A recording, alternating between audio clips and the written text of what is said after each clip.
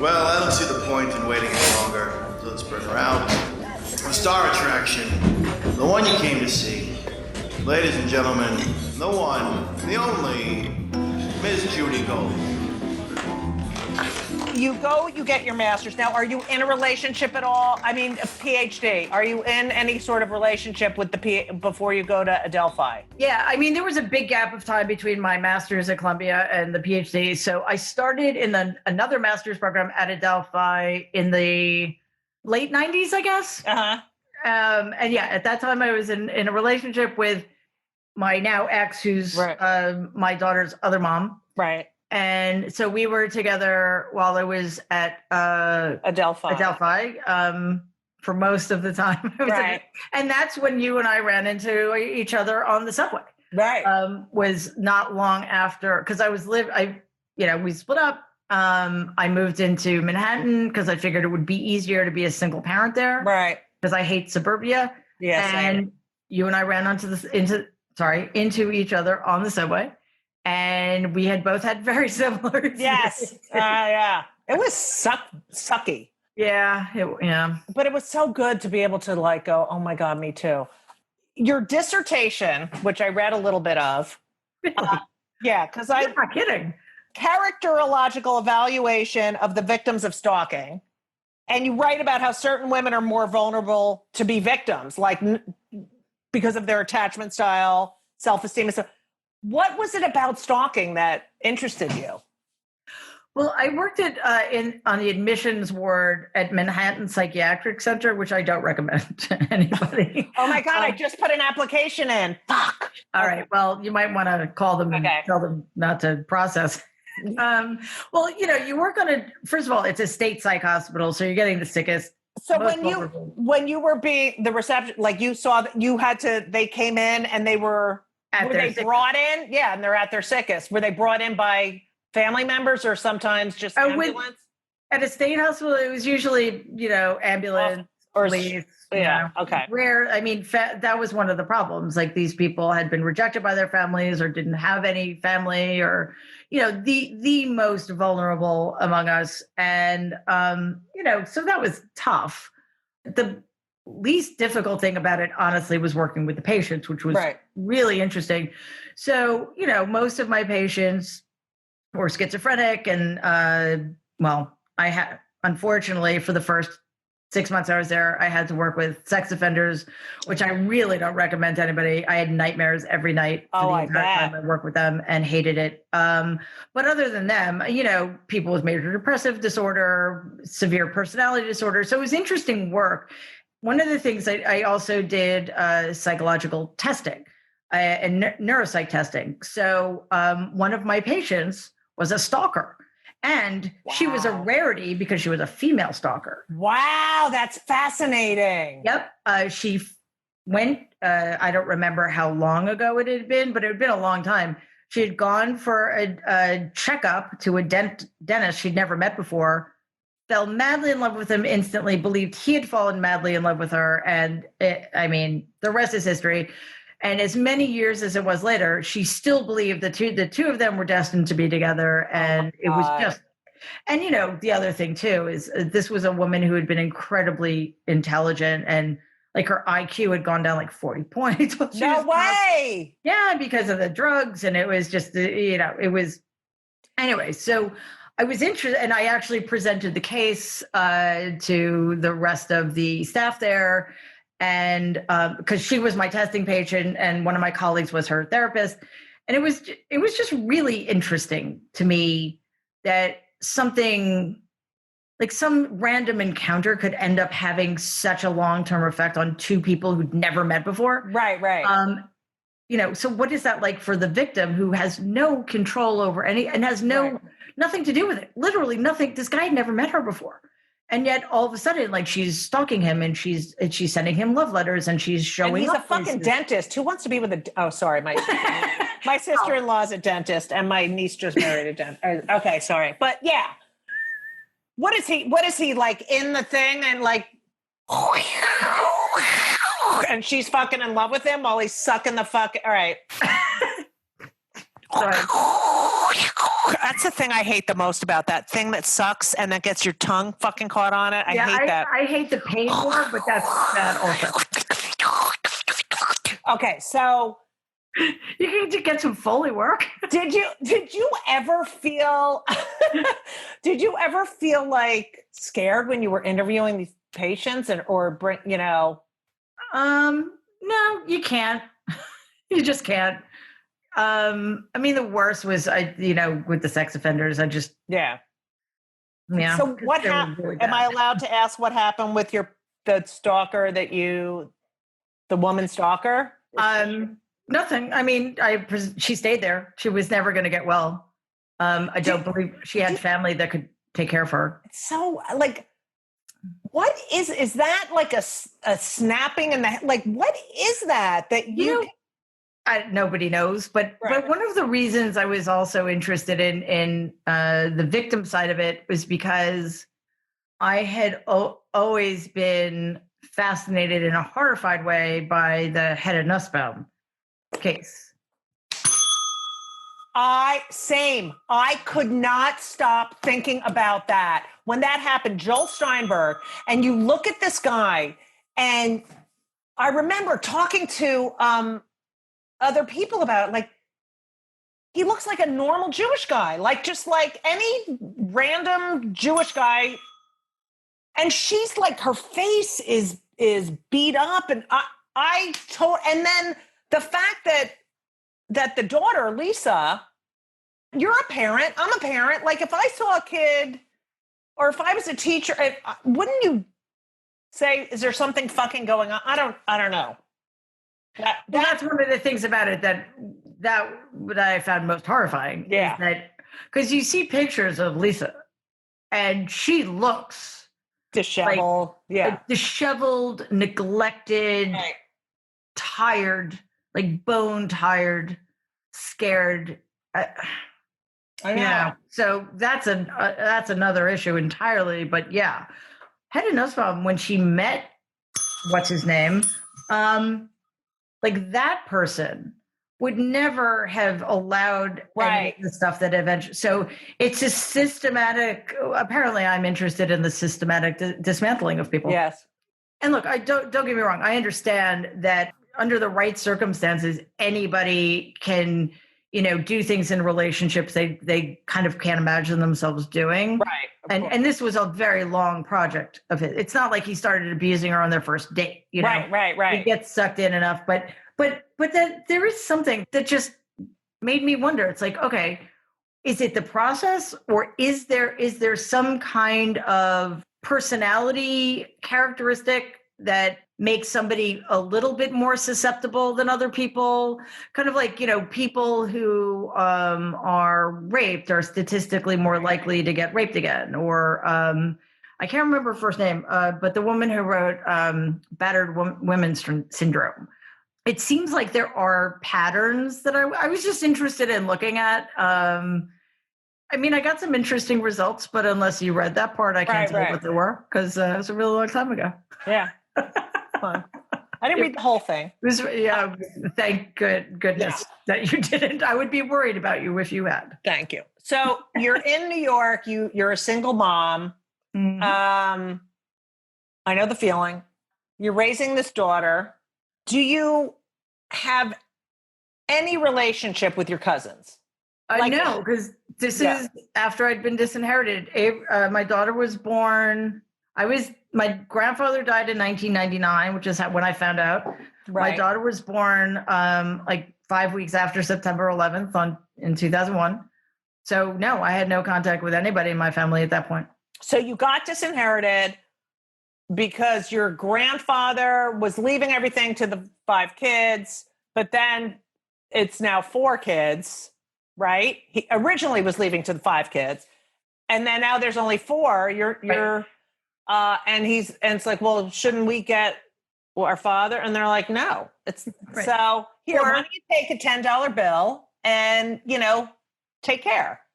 Yeah. And my Uncle Rob, no offense, put it a little bit more eloquently than that. He said, "Kids, your grandfather didn't give a shit about you, and as far as he was concerned, dead is dead. I found that much more poetic than the way I love that. Right? It's almost, I don't know. It's worthy of Shakespeare. Yeah, I love it. Really very well spoken. Okay. Mm-hmm. So you're disinherited, you're a single parent. It was really fun time. It was good times, good times. Yeah. What were you doing for a job after the Yeah. Let's see, what did I do? I actually took a break because I was really burned out after I taught for a few years. I taught grad school. So where'd you teach? At Adelphi. Nice. Okay. Yeah. And also I was writing my dissertation, but I taught for a while and then I wasn't doing clinical work because it's not simply because of the experience in Manhattan Psych. I think that it would have been fine, but personally, it was a really, really trying time, and I just needed a break. Right. And I just kind of never, because I would have had to go through another 2-year thing. Oh, fuck that shit. Yeah, and I just my daughter was growing up. And, I still had the means at the time to be with her as much as I could. And that was incredibly important to me because we split custody right down the middle. Same. And, when she was with me, I wanted to, because be with you. It had been really hard when I was in Manhattan Psych because I left my house at 6 a.m. and I got home at 6:30 at night. And I literally only had time to spend with her on the weekends. And it was really hard. So, and she was in school now. So I wanted to take her to school. I wanted to pick her up from school. I wanted to have dinner, all that stuff that normal people want to do with their kids. Other people do it. They're in a relationship where they're supported financially and they can do that. So I'm going to do that for myself and for her. Then I just made a total break with all of it and went into internet marketing, which is weird, but what? I know. Well, because look, you can do it from home. Right. But now who was it, you who wanted the baby or your ex? Well, we both did. She gave birth. I was going to give birth to the next one. But yeah, I went through IVF and stuff and it didn't go well. So, although as it turns out, one is the perfect number for me. I love having, and you got a daughter. Yeah. I mean, she's like my favorite person ever. And, I love that. Yeah. So I'm really, really, really lucky. And I can't imagine not having a daughter. I can't imagine having more than one. So it worked out pretty well. You're disinherited. You have your own life. Did anyone ever in your family diss you for being gay or say anything? They didn't know. Actually, this is weird. When we were at my grandfather's, the wake was in the city, and in between the wakes sessions, we went back to my aunt's apartment for lunch. And out of nowhere, one of my older cousin and his wife start talking to me about some guy, like their designer or some, I don't know, who's gay. And he's such a good guy. Like, okay. And good for him. Yeah. But it seemed pretty clear to me that they were fishing. And right. Yeah. And if you were paying attention, whenever I had to bring a date to somebody, some family thing, it was always a guy who was a friend of mine. Right. Still in my 30s, give me a break. Right. So, well, I was going to say, unless they're idiots, but most of them are. So, but clearly, I mean, my cousin is not an idiot. He actually was also a clinical psychologist. So they were fishing for whatever reason. Maybe they were trying to make me feel, who knows? Right. But it was really weird because it was at my grandfather's funeral, basically. Right. And then that's like the last I ever saw of them because I got disinherited a few weeks later. It wasn't an issue. And then when my Aunt Marianne and I started having contact again, she had no problem with it, whatever. She refers to herself as a gay icon. Really? Yeah. I think it's because, when she was a prosecutor or, an ADA, I don't know if she was a DA, but whatever, she was very progressive when it came to hiring out gay people and ahead of her time in that way. So, good for her. Maybe And she's part Leslie. You never know. maybe, I don't no indication, but maybe. But like she always said that her closest friends were all gay men or priests. Were you really a life coach? Oh yeah, that's what you wanted to know about. Yes. I skipped right over that. I know. I just like that makes me. Yeah. Yeah, I know. It'll be like I still want to work with people and help people. I just don't want the responsibility because I'd had suicidal patients and it's hard. And like you can never well, some people can. I had a really hard time just leaving it at the office. Right.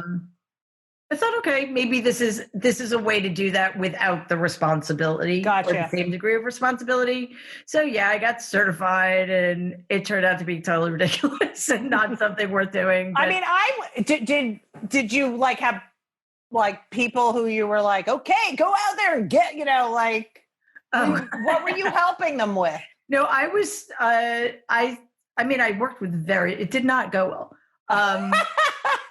So my main focus, though, if I had any clients, would have been my focus was on health and wellness. Okay. And basically helping people stay on track, which is something I had always struggled with, and that kind of thing. So it wasn't like rah. It wasn't like Tony Robbins kind of crap. Right. But it was an interesting short-lived experience, and at the end of which internet marketing seemed like an infinitely superior idea. And I'm still really good friends with one of the guys I trained with, so that's cool. Oh, that's good. Yeah. Yeah.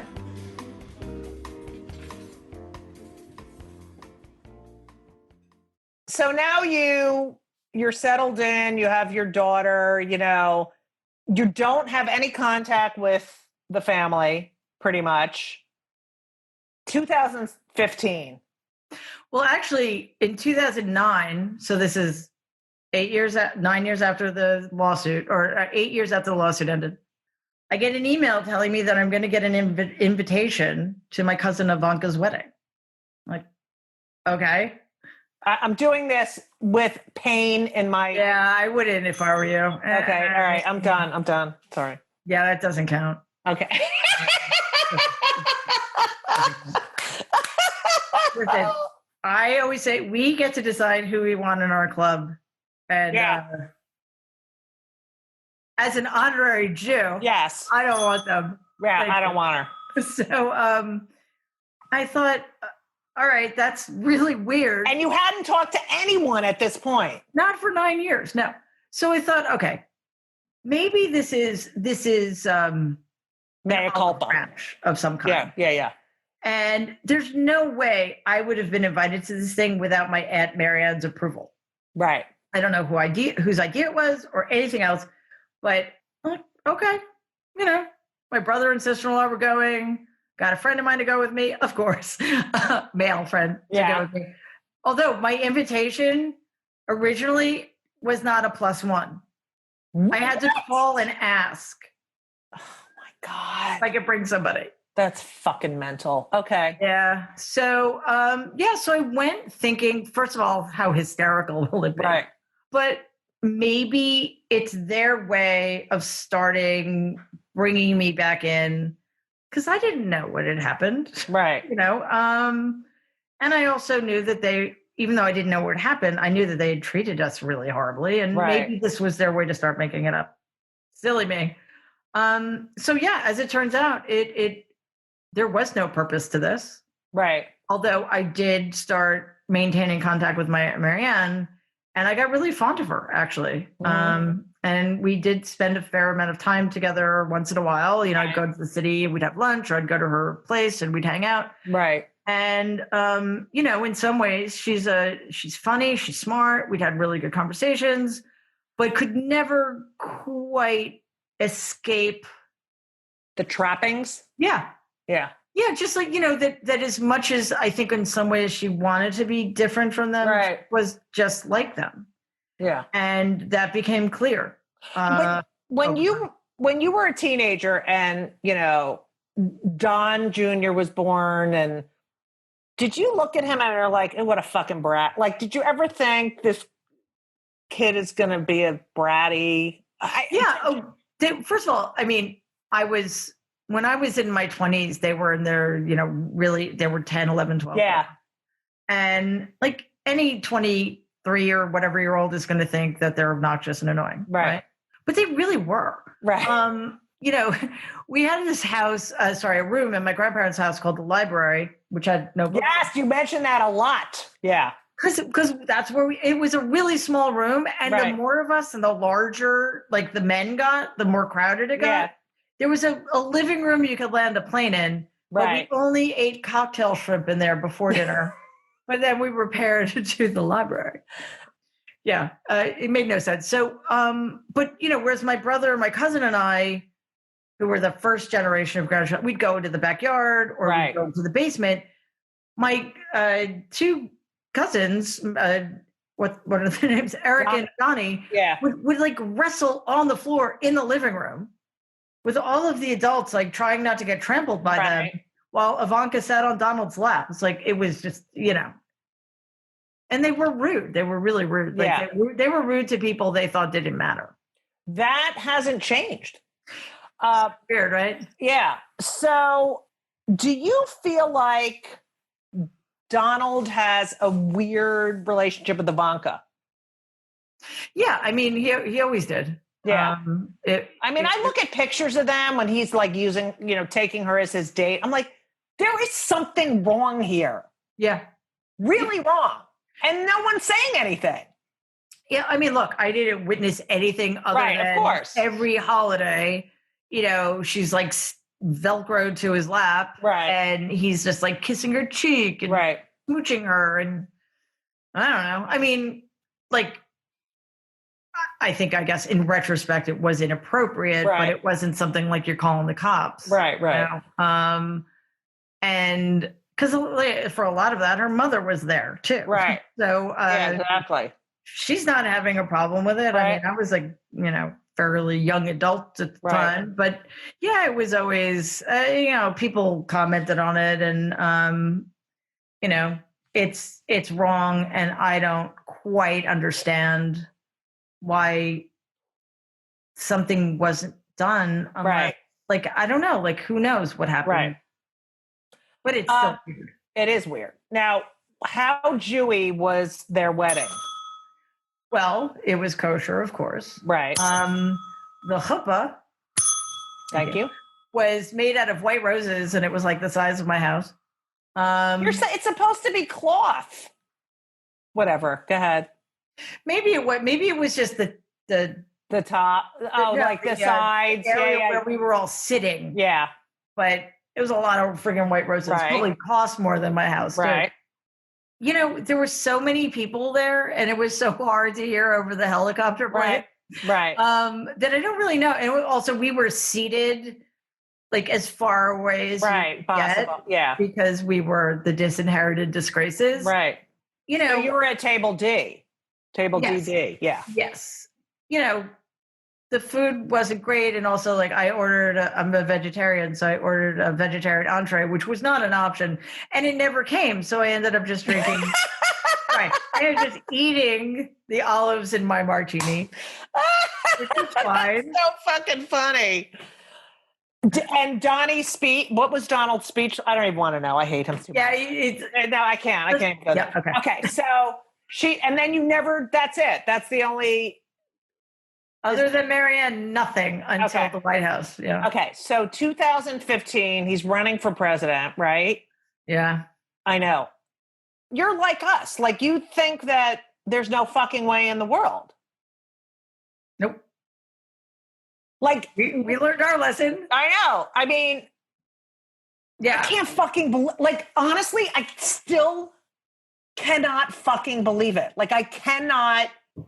Do you think, this is one of my theories, that reality TV, Jerry Springer, Morton Downey Jr., all those fucking shows where kids came home from school and saw people, beating the shit out of each other, Geraldo, or, who's your daddy? And I think Maury Povich, that this created what we have in the White, like the reason people would vote for someone like him. They totally dumbed us down. Oh, absolutely. I mean, they dumbed us down that way. Plus, social media has shortened attention spans in a dramatic way. It's corrupted language in a way it hasn't been before, or at least in an accelerated way. And, we can't forget that this has also been a Republican project for a long time. Right. Keep people ignorant because they know educated citizenry is their enemy. Right. So we don't teach civics in school anymore. Right. People don't understand how government works. People don't understand that as citizens, they don't just have rights, they have responsibilities. And, in conjunction with all that. That's such a good point. Thank you. You're welcome. The one thing that I think has been an effect of fuckface being president is that people know more about how the government works now because they're like, what the fuck can that, I feel like people are so outraged that my kids are more politically savvy and politically aware because I'm like, not normal. This is not normal. I mean, to go from Barack Obama to this fucking, it's incredible. I'm not sure. I don't think I'm ever going to get over it.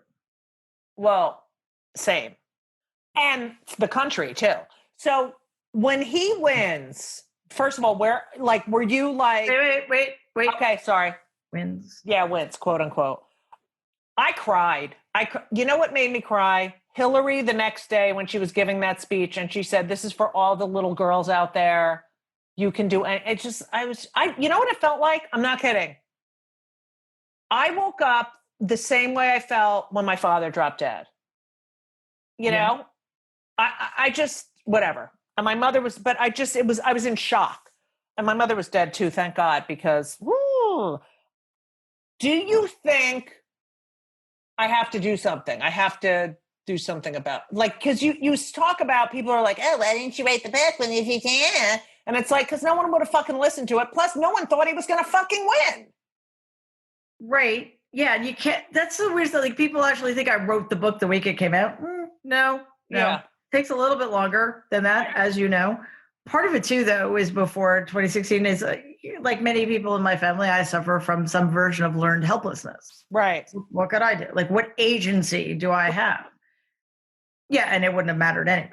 So no, I was in shock. I was, I unraveled. I have PTSD, which has nothing to do with Donald. However, after the election, it was like, because suddenly I'm hearing my name dozens of times a day in a very particular context, right? I'm seeing his face. It's inescapable. So I was feeling constantly triggered. And my favorite symptom is dissociation. So I'm dissociating all over the place. I'm on Twitter, like I'm compulsively on Twitter. I'm compulsively watching the news as if there's anything I can do about it. Right. I think the visit to the White House was like sort of the last straw. So like I ended up needing to go get trauma therapy because I was a friggin' mess. And it was, it was affecting everything. Of course. So that's why I have a lot of empathy for people who, even without the personal connection, felt the same way. Yeah. Because I feel like you're such an anchor for us. Like you're such the way you explain, it's just, it makes us like, because you think sometimes you're like, am I crazy? Or, that's why your book is so fucking great. All right. Your daughter, does she she obviously knows. How do you? And she's never met them, by the way. Yay! That's why she's so great. The only reason. I wonder, is she doing okay? Like, does she? Oh, she's awesome. I mean, I have unfortunately turned her off politics probably forever. Right. Understandably, because it almost killed me. Right. But no, she's so grounded and level-headed and smart, I love and that. funny and kind and all of that stuff. They're not. Oh, Yeah. she was That- cute. I remember she's her. got great friends, and because she's lived in the same town her whole life. Her friends have known her forever, have known Right. about her forever, like have known that she had two moms, and Right. now she has a dad too and a little brother. Yeah, what the fuck is that? Who I hate, we call them has-beens. There's so many women who are like in these lesbian and then they're like, we used to call it Lee Garlington disease because there was this actress, Lee Garlington, who was like out les, and then she met this guy, Howard, and married him. And so we called it Lee Garlington disease. How is it for you? You're shy, being interviewed all the fucking time. Do you hate it? No, honestly. You're so good at it. You're so fucking good at it. It's funny because you never know how it's going to be. Right, of course. And I'm shockingly comfortable with it. You're so good because you take the question in. It's like so not impulsive. It's so like, oh, like I wanted to punch Meghan McCain in the face, but that's a whole other situation. Yeah, I did too, but she actually helped me because I knew I couldn't. And I knew that if I did, it would help her. Right. So, and also like, I'm not going to let somebody like her rile me up. Like, why? I know. I love that. What a waste of energy. But it's been really, and I don't mean to complain because there are so many people worse off, but it's just in the context of like what I was expecting. It is pretty hard, to do all these media appearances and get to meet really cool people and talk to really smart, interesting people, and then close the computer and I'm sitting on my couch by myself. I'm telling you, it's like people wonder why performers are drug addicts and alcoholics. It's like, we love you, adoration, done, over. Yep. So for me, anyone else would be fired from their job for doing one of the things that motherfucker has done, right? Anything. Or not be able to get a security clearance. Right. What's the best argument to say, like, to someone who's a supporter of him? What do you think is the best way to just shut them down? Like, and just because this idea that character doesn't matter, you're representing yes, it does, Well, I mean, we can't make that argument with them because they like him, Right. They think he's great because I don't know why, but I love the ones that were like, he tells the truth. He tells the lie. I'm like, he's a fucking compulsive liar. But not only that, but what they mean is he speaks his mind, right? Okay, fine. But why is that a positive attribute when you're saying I'm racist, right, and rape women, right? Well, since when is that a good quality to have? And it's sort of like the fact that he says it openly makes it okay with these people. All right. I'm so not interested in them because I don't believe there's actually anything I could say to them. But if there were, I don't think I could be the messenger at this point. But I would suggest that somebody say that, because this is actually true. If you really cared about him, if you really had his best interests at heart, the last place in the world you would want him to be is the Oval Office because it's so bad for him. The stress, the pressure, the scrutiny, the fact that you couldn't say this to them either, but it's so beyond his capabilities because he has none. If his children cared about him, they would not want him anywhere near this situation. Right. But, nobody's going to say that, first of all, and people close to him don't care about him. Right. They're getting whatever they can get as long as they can. Do you think he has any feelings? Yeah. I think he feels a lot of anger. Right.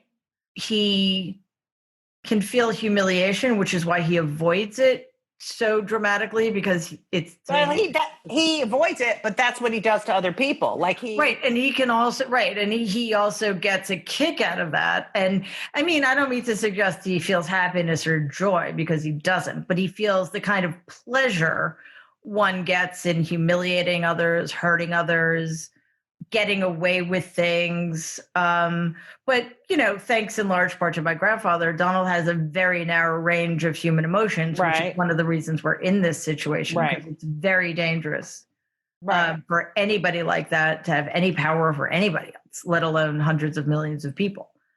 He's he's so unhappy. He's not funny. No, and that's the thing. I mean, not that it doesn't really matter, I guess. But for those of us struggling, because it does feel like he's always getting away with everything. And it does like it makes me so angry, like when he gets a win. Yes. Same. Yeah. Oh my God. Yes. Just because it gives him a moment of whatever pleasure is for him. But just remember, though, he's a miserable, weak, terrified person. So it's not like he's really benefiting from it. Right. And the other thing to remember is we could be him. Could you imagine? No, no. I always said if I was a drag queen, my name would be Anne Hedonia. Do you think he has Anne Hedonia? That is, but for all my listeners who are not as smart as I am, that's like someone who gets no pleasure out of it. But I guess he does get pleasure out of something, right? Yeah. No, he's not schizoid. He's not completely numb to things. I mean, we might be better off if he were. Yeah. Do you think because of the way you grow up, do you think you're a better parent because of all of that? Because it sounds like you are. Just having all those experiences, do you think your child has the right values? Because, I mean, you're with people who have the worst values that, if you want to be a good person, which apparently a lot of us don't want to be. Yeah. It helps to have a little tragedy in your life early on. Right. And it helps to have struggles. And it humanizes you, yeah. Right. And it makes you appreciate good things when you have them. Right. And I think that's one of the problems with Donald. Yes, he had a very traumatic childhood and he did suffer enormously, but it was very young when that happened. So he doesn't remember it, but unconsciously it scarred him. But when he got older, like everything was handed to him. He never had to prove himself. He never had to. I mean, some of the stories in the book are just like, that your grandfather paying the, Abe Beam and all these people off. And then it's the whole fucking, yeah. And like, so, he was always told he was great. So he never had to bother being good, So for my daughter, I think, she had we live in this very white, straight town. And then, we split up and she's got these two very different sides of her family. And, she had to negotiate all of that. And she's probably such a great person. She is like the best person I've ever known. And she has like the best laugh ever. Oh, she needs to come to one of my shows. Now, where do you think you get your courage from? God, that makes me uncomfortable because I don't see it like that at all. I don't feel like this is courageous. I think bravery. Because there's so many people. I mean, you look at all the people in the Senate, all these people who are just afraid of him. So they just, and you're just, I think they're afraid of the base and getting primaried by somebody even more psychotic than they are. Right. But I think bravery. I think raising a Black child in America. Bravery. I think people fleeing violence in Honduras and traveling over thousands of miles of hostile territory to try to find a better life for your child, only to be separated from them and tortured. This to me just felt like a responsibility. Right. I love that. Yeah, I mean, it hasn't been the easiest life a lot of times, but I've also been enormously privileged. And you're very humble. But Just like Ivanka. I mean, you remind me of Ivanka and we have a lot in common, but Yeah. that's probably the thing we most have in common. yeah, especially the wardrobe, you know. Yeah, well, she borrows stuff from me. Well, she used to. I mean, when we still spoke, Yeah. which was often. You know, Are you ever scared? of well, like spiders. Just like that they're going to come after you, like that. Oh, yeah, you know, not consciously. Right. I had a really wild dream when I was writing the book.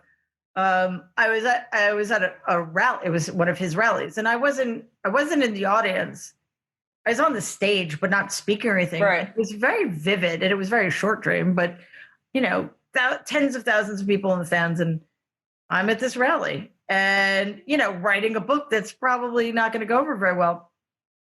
Suddenly, like I'm feeling the energy of it, and then I wake up, sit bolt upright, and say out loud, totally by myself, I'm going to be assassinated. No, really? Swear to God. Yeah. So clearly it's in my mind. Right. It's somewhere back there. Yeah. But I'm actually, I'm much more afraid of tornadoes. Right. Which I'm thankful I don't live anywhere that has them.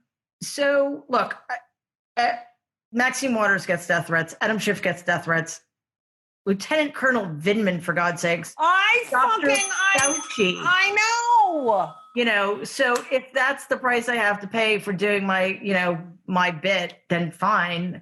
I mean, I don't want to die, obviously, but you know, whatever. I'll take care of whatever I need to take care of. But I'm infinitely more afraid of November. Yes, same. What do you think of Michael Cohen? I know, right? Because can you unring the bell? Oh yeah, I know. True. Sorry.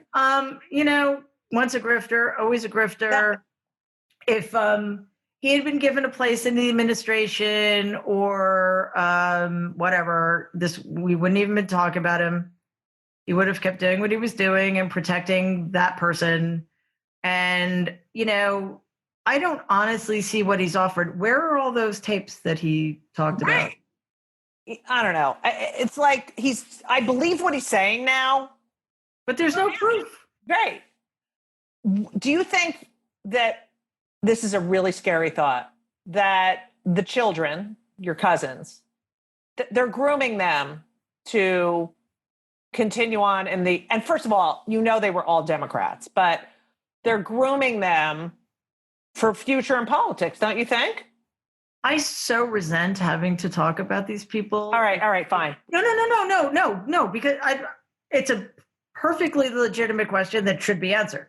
I'm saying that you and I and everybody listening to this should be resentful that we even have to talk about. I know. And I feel like that's Jared and I hate Stephen Miller, the Nazi. I mean, he is Satan, that motherfucker. And apparently so is the woman who married him. But oh yeah, duh. Yeah. Satan, even his family hates him. But yes, I do think that is in some circles. Look, I mean, if Donnie can run from prison, more power to him. He's got to get arrested. I think, that is the hope. I think honestly that it's more likely to be him, unless a woman is the Democrats' candidate, because they're so simple-minded in that way, which is why we got Sarah Palin. But I think Ivanka she's just as bad, but I think she's too polished and moderate seeming for the base, where Donnie's virulent and hateful and grotesque and murders animals, and that's bonus. Yeah, I love those photos. Ivanka at that fucking Republican National Convention, and I looked in my father's eyes and I knew and I'm like, don't you? It's like a fucking parody. It's like a fucking parody. Yeah, but it sucks a lot of people in, which is the thing that I most struggle with. Like, it's really difficult when you see something so clearly, as you do, as so many people on the left do, as even a lot of, like the Lincoln Project people do, right? I know. Who knew I would be fucking obvious. Yeah. How is it possible? And it's not just like, how is it possible that people don't see it? how is it possible that people believe exactly the opposite? Right, thing? right. Of stuff they see. Yes. So Do you think he has? He's got to have stuff on like Lindsey Graham and all these. I hate. I mean, yeah, but I've thought of that too, and it's like it can't be all of them. They have something on. So well, we know what they have on. Some of them are true believers, like the Kevin McCarthy's and the Devin Nunez's and the Jim fucking rape apologist Jordan. Yeah. Then there are the people who understand what my grandfather understood, and is that Donald is somebody who's very useful to stronger, more powerful men because he's so easily manipulated. Right. Which is why Putin loves him. You know? McConnell, Barr, exactly. Yeah. And then there are the people who, there may be something on them. And I think, okay, obviously it's bad enough to make them risk their entire country for it. But then I think, seriously, like how bad could it be? Right? Not all of them are pedophiles, for example. Right. It could just be indiscretions and embarrassments or whatever. Right. So it's like if one of these people got the courage to stand up to this, that person would be a fucking hero. I know. Would care. Nobody would care what the blackmail thing is. Right. But I guess they're all just, total cowards who think that they have a better chance writing this out and hoping that, he steals another 4 years. Oh God, no, please. No. I know. I don't want to leave on that note because I know. All right. Well, I'll leave on my. We're going to do everything we can to make sure that doesn't happen. Okay. Before we leave, and I'm sorry for taking up so much of your time. I love you so much. I had a blast. Are you kidding? I wish they were all like this. You're fascinating. Okay. So this is the 2 questions we ask all guests. Number 1, I have multiple persons. Me and hey, how are you? 1, what do you do for your mental health? We're a very pro mental health podcast. So I'm on antidepressants. I meditate. So what do you do for good mental health? Not enough. But I take an antidepressant and, I haven't been doing much lately because I'm a little stressed and you got to work out. I'm having a hard time negotiating my weird schedule, but under less stressful, you should work out every day as much as possible and work out hard. Meditating is great. And also I think it's important to have a hobby. I don't consider tennis working out. I consider it a skill. Oh, great. That's what I've been better at. Thank you. I always want to get better at something. I play tennis. I play the guitar. I play piano. We could do music. If I start practicing again. So absolutely. Very important. Okay. Final question. It's called Kill Me Now because I get annoyed at everything. What pisses you off more than anything in the entire, that makes you fucking so mad? It could be anything. I mean, it's like a tie between fuckface, millions of things. No, it's just really hard to narrow down right now. No, I think, 2 things, if I can please bend the rules a bit. Yeah. 1 is what we were talking about earlier. Anytime he gets a win in a court, or it makes me insane. Right. More to the point, I think, when I see people willing to risk their lives, their children's lives, their parents' lives, their friends' lives, total strangers' lives, by going to indoor God events. What the fuck is that? Can't handle it. They keep saying the blue, it's all the blue states. They're all going to get it. They're all going to fucking get it. Yeah, look at the rates in North Dakota and tell me that it's the blue states that are the problem. So, Mary Leah, I have to say, this was my dream interview. I have always admired you. I think you're fucking great. Keep doing what you're doing. We have to play tennis. We will. But I can't thank you enough. You're just so amazing. So thank you. Your book is fucking perfect. Well, okay. Thank you for that. But I've been looking forward to this ever since we talked about doing it. I had so much fun. And now, unfortunately, I have to go to work. All right. I'm sorry. Anyway, thank you. But you're great at it. Thank you. Mwah! I'll see you soon. Bye, guys. Bye. Bye. Thank you so much for listening to part 2 of Kill Me Now with the one and only Mary Trump. If you like the show, I mean, how can you not? Please make sure to subscribe and leave a review. It helps more people find this amazing podcast. 5 stars only for the review, please. Thank you. Also, if you have not purchased my book, yes, I can say that when they come for the comedians, we're all in trouble. There's something wrong with you. It's such a great book. And the audiobook was featured in New and Noteworthy in the New York Times Book Review. I know I say that every week, but it was featured in the New York Times Book Review, okay? And I'm a little, verklempt about it. Let's read an Amazon review. Okay, this is from Armando. Oh, the title of the review, Best Book of 2020. I love how funny, informative, and smart this book is. It's a must-read for those who need a good laugh, to be inspired, and walk away with a side of wisdom. 10 out of 10 all the way. Thank you, Armando. I don't know you, but ooh, I love you. So there you go. It would mean so much to me if you would check it out. All order links are on the homepage of my website, judygold.com, which is brand new, or wherever books are sold. Not that anyone's going outside.